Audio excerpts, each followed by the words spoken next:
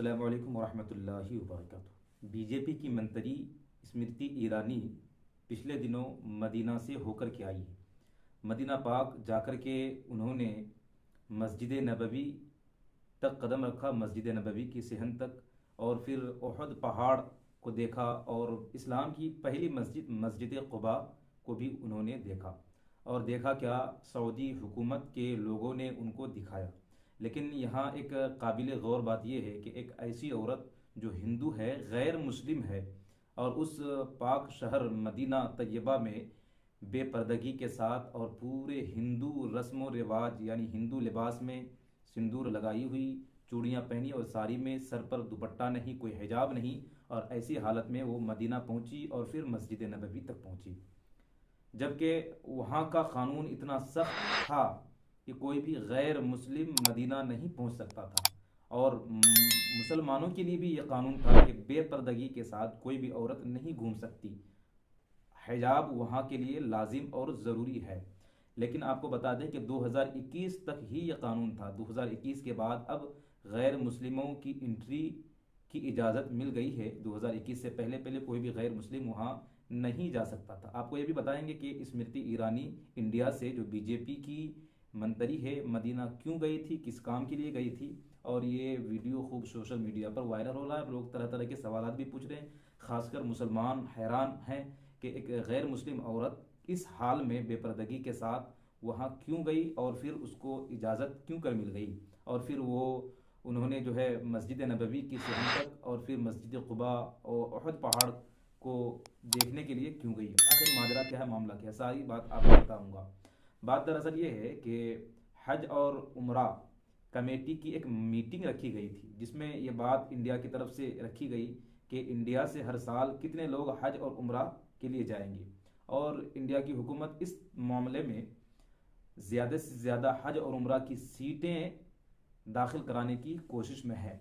और यही हुआ। खबरों के मुताबिक इंडिया से हर साल 1,75,025 सीटें बुकिंग है, यानी कि 1,75,025 लोग हर साल इंडिया से मदीना हज और उम्रा के लिए जा सकते हैं। और इसी पर मीटिंग हुई, और जो है आपको पता है कि इंडिया और सऊदी अरब के ताल्लुकात बहुत अच्छे हैं। लेकिन ये जो मामला पेश आया है कि एक गैर मुस्लिम मंत्री जो इंडिया से सऊदी अरब पहुंची, मस्जिद नबवी के सिहन तक और फिर जो है मस्जिद क़ुबा तक पहुंची है, वहाँ की हुकूमत ने उनको रोका क्यों नहीं, हिजाब क्यों नहीं पहनवाया, और जो जबकि वहाँ के मुसलमान औरतों के लिए ये लाजिम और शर्त है कि कोई भी बेहिजाब नहीं घूम सकती, कोई भी बेहिजाब मस्जिद नबवी या फिर मदीना तैयबा नहीं जा सकती है, तो एक गैर मुस्लिमों को ये इजाज़त क्यों मिल गई। इस पर मुझे भी हैरानी हो रही है और मैं भी ताज्जुब में हूँ कि वो हुकूमत जो पहले इन तमाम बातों पर बहुत सख्त थी, आजकल वो हुकूमत इतनी नरमी क्यों दिखा रही है। आपको पता है कि वही सऊदी अरब में अब सिनेमा हॉल खोले जा रहे हैं। अब खबरों के मुताबिक वहाँ पर मंदिर भी बनाया जा रहा है, और 2021 के बाद गैर मुस्लिमों की एंट्री की भी इजाज़त उन लोगों को मिल गई है। अब सऊदी अरब इन तमाम मामलात में इतनी नरमी जो है बरत रही है, अफसोस का मकाम है। अब मैं इस पर क्या बोलूँ, आप ही बताइए कि क्या ये सही हो रहा है। वो मदीना पाक जहाँ प्यारे आका सल्लल्लाहु ताला अलैहि वसल्लम ने इस्लाम के परचम को लहराया, इस्लाम की अज़मत और इस्लाम के परचम को बुलंद फरमाया, और अब तक कुछ साल पहले तक वहाँ पर इस्लाम की सारी जो है चीज़ें और सारे अहकाम पर अमल होते आ रहे थे, अमल किए जा रहे थे। लेकिन अब वहाँ इस्लाम के अहकाम पर अमल में नरमी होते जा रही है। ये अफसोस का मकाम है।